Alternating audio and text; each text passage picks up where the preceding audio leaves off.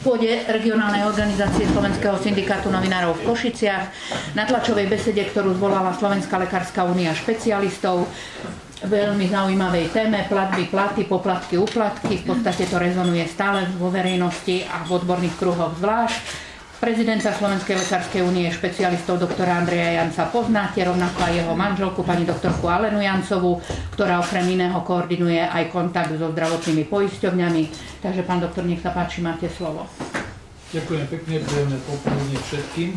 Ďakujem za vás záujem, že ste prišli. Aj keď ten záujem nie je vyvolaný našou organizáciou, ale skôr inými osobami a organizáciami. Napriek všetkému a napriek tomu samozrejme pokladáme si za povinnosť vyjadriť sa k tejto veľmi citlivej téme, ktorá teraz v spoločnosti rezonuje. Preto sme ju aj nazvali tak, aby sme si urobili čiary medzi jednotlivými pojmami, v ktorých sa pohybujeme. Celý čas sa hovorí o daroch, o úplatkoch, celý čas sa hovorilo o niečom, čomu my celkom dobre nerozumieme, pretože v našich ambulanciách sme takéto výjimy odmietali, ale práve preto by bolo dobré, aby sme si urobili poriadky v pojmoch. A zároveň, aby sme sa pozreli na to, ako a kde tkvie príčina týchto negatívnych javov v slovenskom zdravotníctve. Problém, a to najväčší problém, ktorý je podstatou dnešnej krízy zdravotníckeho systému, je ten, že peniaze, ktoré mali byť prostriedkom, sa stali cieľom. Lekári ako výkonný článok systému, ako koncový článok systému, majú na vývoj vplyv, to nesporne, avšak ten vplyv je len okrajový. Evidentné je, že delenie financií pre zdravotníctvo prebieha ďaleko predtým, ako sa dostáva do koncových výkonných článkov systému, a teda k nám. Prečo toľko kriku? Hneď na druhom diaku vám poviem podstatu toho, čo si myslíme. V prvom rade ide o snahu preniesť politickú zodpovednosť za korupciu v zdravotníctve, za veľkú korupciu v zdravotníctve na koncový článok systému, teda na lekára. Po druhé, táto snaha o vytvorenie kolektívnej viny lekárov má zbaviť politikov zodpovednosti za nejasné toky financií v zdravotníctve, ktoré vytvorili za pomoci svojich konfidentov s radou zdravotníkov a ktoré v súčasnosti znefunkčňujú základné funkcie slovenského zdravotníctva. Ide o boj skorumpovanej moci proti lekárom ako stavu, a to politickými prostriedkami. Po tretie, korupčný škandál v médiách je príčina, je počin na objednávku, ktorý má aj ďalší cieľ: odviesť pozornosť od zámerov politikov zlikvidovať ambulantnú sféru v jej dnešnej podobe. V prvom rade zbaviť sa špecialistov, ale aj obvodných lekárov, zbaviť ich samostatnosti, donútiť ich pracovať ako zamestnancov v zariadeniach, politicky chránených podnikateľov s verejnými prostriedkami, zvýšiť mieru zisku akcionárov zdravotných poisťovní a zaviesť a legalizovať poplatky vo výške, aké sú dnes bežné vo veľkokapitálových zariadeniach. Ako vieme, tam sa pohybujú od 300 do 700 a niekedy aj oveľa viac eur na rok. A v západných krajinách Európskej únie, ktoré sa u nás momentálne prezentujú ako vzor. Samozrejme, pritom sa zabúda napríklad hovoriť o miere zisku, ktorá je v západných krajinách západnej Európy limitovaná, a my máme dojem, že na Slovensku limitovaná miera zisku nie je. U zdravotných poisťoví samozrejme. Poďalšie, tento zámer zjednotil politikov. Tieto snahy sú nezávislé od toho, či je politika tzv. ľavicová, alebo je politika tzv. pravicová. Pretože v každej parlamentnej strane je skupina, ktorá veľkopodniká v zdravotníctve, a pôsobenie nízkonákladových, ľudových ambulancií, ako sme my, mimo ich vlastných zariadení, mimo tokov financií, ktoré ovládajú oni, im jednoducho prekáža. Preto je nutné, aby sme zanikli. Financie zdravotníctva vysáva 5 veľkých vírov. Poprvé sú to zisky akcionárov, nemocnice, zobrazovacie metódy ako CT, magnetické rezonancie, lieky a preventívne prehliadky. O tom sa hovorilo veľmi veľa a preto sa od tejto témy len odrazíme. Zdravotné poisťovne si s nimi nevedia poradiť, pretože každý z nich je poháňaný finančnými záujmami poprvé zahraničných výrobcov, zahraničných akcionárov, domácich, ziskuchtivosťou silných domácich politicky krytých veľkopodnikateľov s verejnými prostriedkami. Či je zisk proklamovaný alebo zastieraný verbálne, to závisí len od politického vkusu, nič však nemení na tom, že je cieľom. V snahe vyhnúť sa konfrontácii s týmito záujmami sa vedenia zdravotných poisťovní snažia manevrovať v pokojných vodách. Úbytok financií sa snažia nahradiť úsporami, ktoré však v podmienkach nízkeho rozpočtu slovenského zdravotníctva nutne vedú k rozporu s hlavným poslaním poisťovníctva a dajú sa dosiahnuť len za cenu porušovania práv pacientov, lekárov a iných zdravotníkov. Deformácia systému je už tak výrazná, že ho na mnohých miestach priam znefunkčňuje. Ako sa obmedzujú ľudové ambulancie, ako som ich nazval? To sú nízkorozpočtové naše ambulancie, ktoré pozostávajú z niekoľkých ľudí, z lekára, zo sestry a z ľudí, ktorí zamestnávajú upratovačky, ľudia, ktorí nám robia účty, ľudia, ktorí nám odnášajú materiál, prinášajú nám materiál a vôbec. Čiže na každú ambulanciu je viazaná skupina ľudí. To nie je lekár sám, to nie je sestra sama. Obmedzenie cez sieť, o tom sme veľa rozprávali v minulých obdobiach. Vznik nových ambulancií, malých poskytovateľov zdravotnej služby je výrazne obmedzený. Dnes sa prakticky ako človek, ktorý si zmyslí, ako jedinec, ktorý si zmyslí, že si sám vybuduje vlastné zariadenia, prakticky k nemu nemôžete dostať. Obmedzený je aj vznik nových ambulancií ako rozšírenie činnosti ambulancie. U malých zavedených poskytovateľov takisto nemysliteľné. Výnimky samozrejme tvoria politicky presadené malé zdravotnícke zariadenia. Príbuzný toho a toho známeho z toho a toho zoskupenia chce mať ambulanciu, tak chudáčik pomôžme mu. Veľkokapacitné, veľkokapitálové ambulantné zariadenia vznikajú ako huby po daždi. Privatizujú sa za korunu a vybavujú sa za eurofondy. Vzniká množstvo, desiatky ambulantných zariadení, na ktoré ako keby nič neplatilo. O tých sa samozrejme nikdy hovoriť v médiách nebude. Veľkokapacitné štátne ambulantné zariadenia, vznikajúce pri nemocniciach, rozširujúce sa pri nemocniciach, takisto sa o nich hovorí len celkom málo. Ďalším obmedzením ambulantnej sféry je obmedzenie zdrojov príjmu.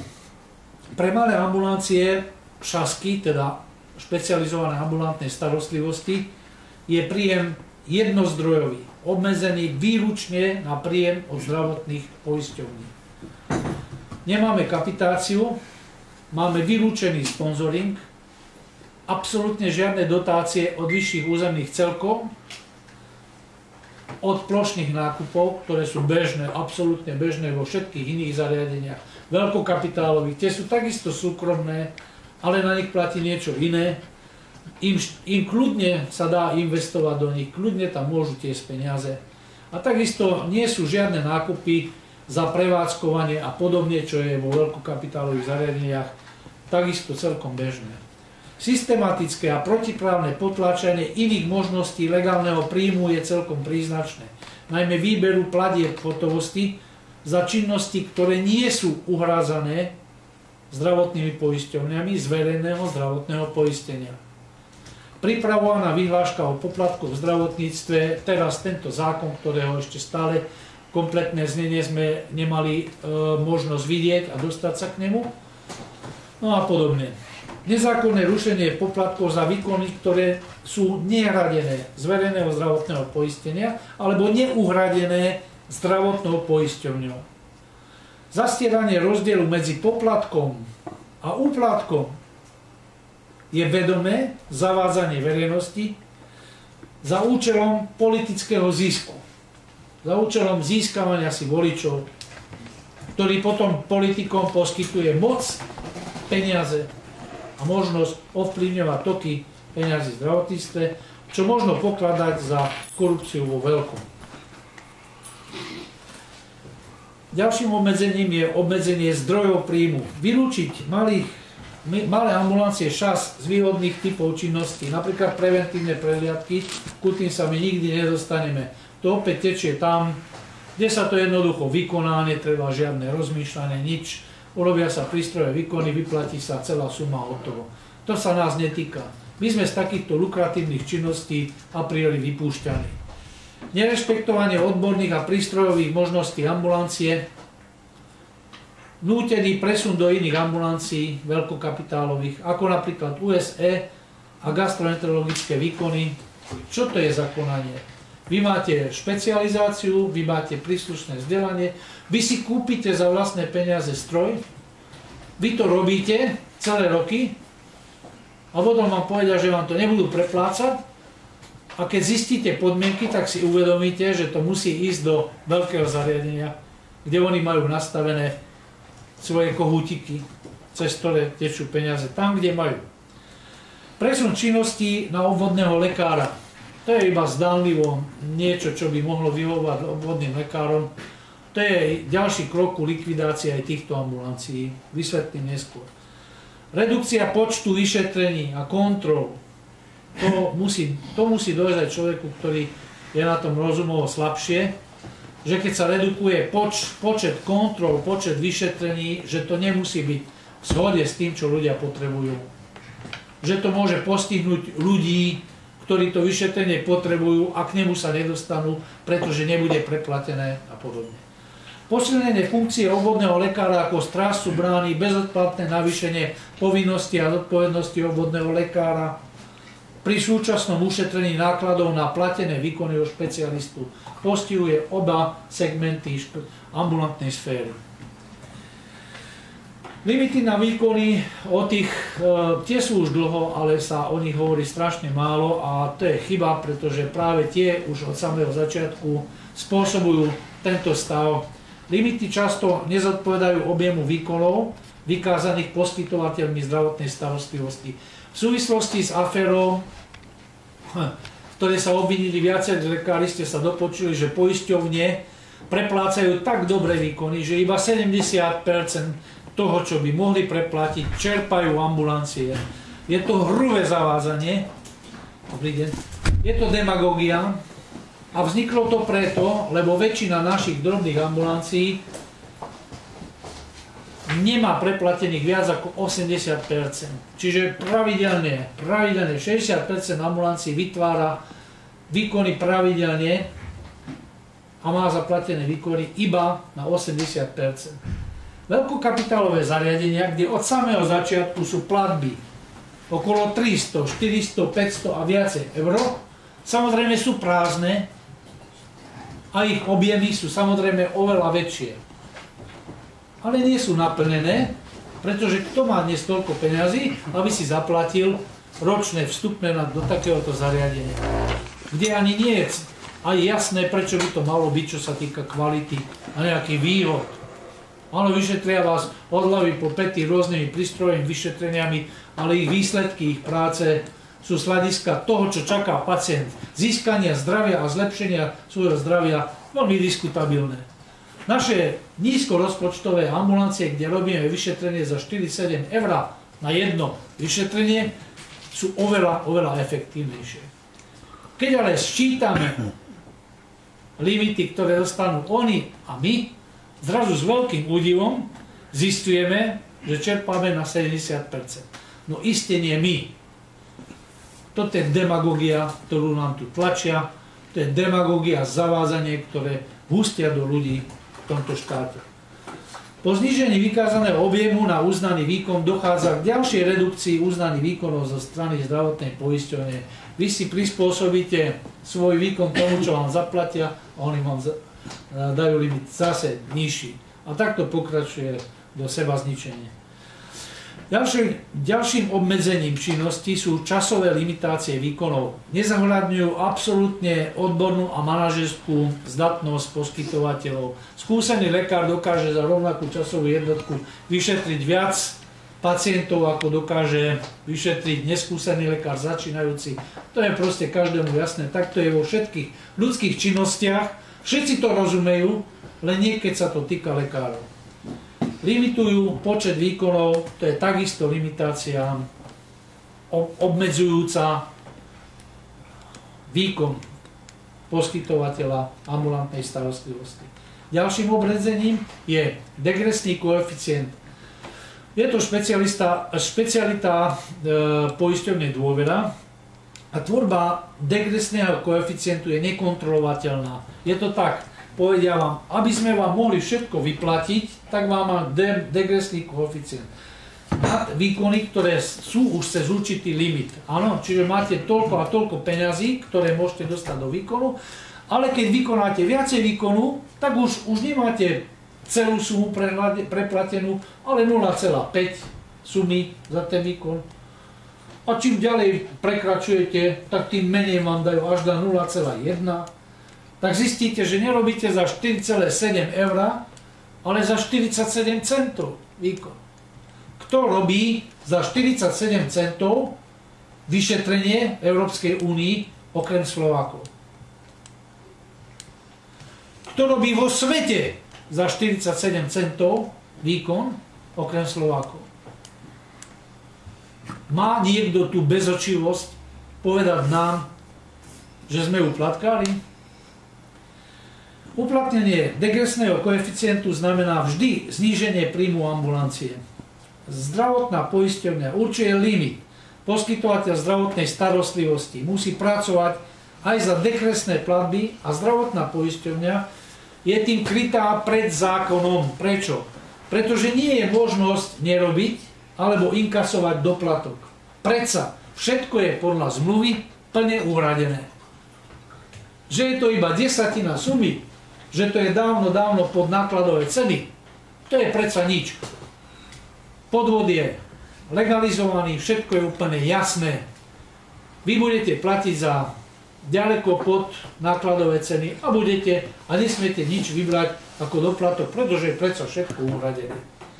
Čiže toto je jediné, slúži na to, aby sa neuhrádzala zdravotná starostlivosť v takom rozsahu, ako bola poskytnutá. Jediný účel to má. Ďalšími obmedzeniami sú indikačné obmedzenia. Napriek preukázaným benefitom redukujú SPC na vždy užšie skupiny chorôb, teda sú poplatné finančným možnostiam systémov, o tom my vôbec nepochybujeme. Ďalej, vytvárajú veľké možnosti poskytu poskytovateľa zdravotnej starostlivosti zo strany revíznej činnosti. Indikácia to je určenie, na akú chorobu ktorý liek môžete napísať. Áno, indikujete ho presne na to, čo máte, ale je to opäť nič iné ako iba nedostatok prostriedkov poprvé, alebo neochota tých, čo by ten liek mali zaplatiť, ho preplatiť v plnej sume, alebo vôbec ho preplatiť. Ďalším obmedzením je obmedzenie preskripcie podľa odbornosti. Zohľadňujú v prvom rade finančné možnosti zdravotníckeho systému, o tom nie je pochyb, nie odborné kritéria. Často vylúčujú z preskripcie nosné odbory, ktoré by to mali písať, a ten liek môže napísať nejaký celkom iný odbor, hoci nikto nevie, prečo práve on by mal ten odborník písať dotyčný liek. Toto sú anomálie, ktoré sú v našom systéme bežné a o ktorých nikto nevie, preto si dovolím vám to tu hovoriť. Ďalším obmedzením je obmedzenie laboratórnych výkonov. To by vás malo všetkých zaujímať. Všetky poisťovne vydali takto hrubé zoznamy, ktoré odbornosti, ktoré laboratórne výkony patria, ktoré si môžem dovoliť napísať. Ja ako internista nemôžem. A pri akej diagnoze? Čiže ja ako internista musím rozmýšľať, či môžem také vyšetrenie urobiť alebo nie. Vás to zaujíma? Vy prídete ku mne a máte problém. Vás zaujíma, čo ja môžem a nemôžem písať? Vám to vyhovuje, že ja môžem toto a toto nie? Vy dáte krv, ja vám ju vezmem a poviem vám, vyšetril som, ale toto nie. Vy to chcete takto? Vy nechcete prísť na jednom mieste si dať urobiť to, čo sa dá a to, čo môj rozum a moja skúsenosť a moje vzdelanie na čo poukazuje. Ja viem, že približne ide o túto skupinu diagnóz, ktoré by ku vám mohli pasovať na vaše problémy, ale ja vám nemôžem odobrať, pretože na základe vyšetrení som to síce zistil, ale poisťovňa mi to zakazuje urobiť. Vedeli ste o tom, že sa toto deje? Vedia o tom organizácie ochrany práv pacientov? K tomu sa ešte dostaneme. Ruší sa tým odbornosť prístupu lekára k pacientovi ako celku. Vytvára právne rizika zo strany identifikovania nositeľa zodpovednosti, pretože oni síce povedia, že vy to nesmiete urobiť, ale keď sa pacientovi niečo zistí, prvé, čo sa urobí, hľadajú sa vyšetrenia, ktoré ste neurobili. Pamätáte si na prípad Gajdušova, ktorý tu traumatizoval rok celú spoločnosť? Ako jej tam vysvetľovali experti, čo všetko mal urobiť, čo sa nerobí ani bežne na klinikách? A ona to urobiť iste nemohla? Tak si predstavte, že lekár cez tieto obmedzenia dostane sa na súd a súd ho odsúdi, že to neurobil, ako to bolo v jej prípade. Kto je zodpovedný? Lekár? Poisťovňa si robila obmedzenia a lekár nesie zodpovednosť? No a toto je to, čo sme si hovorili, prenášanie zodpovednosti za finančné a politické rozhodnutia na koncový článok systému, ktorý je lekár. Samozrejme, že lekár to robiť nebude. Keď to nebude robiť, vy to nebudete mať. Nebudete to mať, tak vám to bude chýbať. Aj v diagnostike, aj v kontrole liečby. A takýmto nenápadným systémom sa celá vec masíruje do toho, aby sa vytvárali čím ďalej tým väčšie úspory na peniazoch, ktoré oni pokladajú za svoje. Na akcionári za svoje, poisťovne za svoje zisky a všetci. Ďalšie obmedzenia sú prístrojové výkony, napríklad tu máme výkony 5300, 301 a ešte ďalšie výkony. Poukaz na vyšetrovací komplement veľkokapacitných súkromných a štátnych zariadení. Napriek tomu, že máte všetky predpoklady vzdelanostné, prístrojové, musíte poslať do veľkokapacitného zariadenia. Kto mi vysvetlí prečo, tak budem mu veľmi vďačný. Obmedzenie cez revíznu činnosť. Revízne úspory cez revíznu činnosť sú obrovské. Neuveriteľné. Dosahujú hodnoty cez miliardu. To je veľmi rôznorodé, ale tie čísla sú zverejnené. Obvykle ich vy ako médiá prezentujete, tak ako vám to bolo zo strany poisťovní podané. Koľko poisťovne ušetrili na revíznej činnosti? To znamená, že skontrolovali nesvedomitých lekárov, ktorí niečo neoprávnene vykazujú. Ale nie je to vždy o nesvedomitosti lekárov. Je to o tom, že si nastavia vnútorné pravidlá tak, že svedomitý lekár ich nemôže a nesmie rešpektovať. Nesmie ich rešpektovať voči vám ako voči pacientovi, voči vášmu záujmu a nesmie ich rešpektovať, pretože nesie prípadnú forenznú zodpovednosť. Čiže nie nesvedomití lekári, ale práve naopak svedomití lekári sú práve obeťou veľmi často takto zameranej revíznej činnosti. Je to preukázateľné všetko, čo vám tu hovorím. Oddeľovanie platieb cez vyžadovanie opravných dávok a faktúr, to je ďalšia forma. Kalkulácia s kapacitným vyšetrením lekára malého zdravotníckeho zariadenia, zvyšovaním nákladov na vykazovanie výkonov. Poisťovne si čím ďalej, tým viacej určujú podmienky. Teraz zrazu z ničoho nič máme vykazovať cez e-mail, cez elektronicky. Prečo elektronicky? To si vyžaduje náklad okamžite na zavedenie internetu, to si vyžaduje náklad na zavedenie nakúpenie techniky. Kto nám na to dal peniaze? Dali nám poisťovne peniaze na túto účel, aby nám dávali takúto podmienku? A to si vyžaduje, že to, čo doteraz tlačili poisťovne, si musíme do účtovníctva tlačiť my.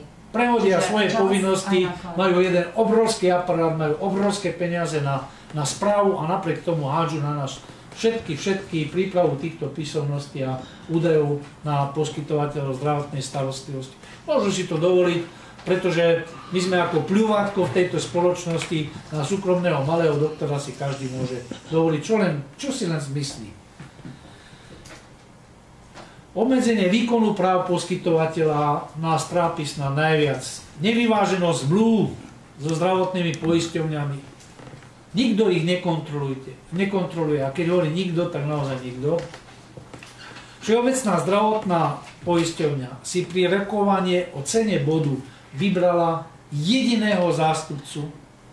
Rokovania prebiehajú medzi dvomi ľuďmi za zavretými dverami. A to je doktor Pástor. Ešte sa vrátime ku tejto osobe. Ako označiť takéto konanie, z ktorého sme boli my vylúčení? Napriek tomu, že podľa zákona poisťovňa zdravotná má s nami jednať, aj keď sme zastupovali iba nás samých dvoch. Zastupujeme 600 ambulancií. Neustále nám dávajú bezočivú otázku, koho zastupujeme, pritom zákon hovorí celkom jasne, koho zastupujeme. A táto otázka je proste úplne jasným porušovaním zákona.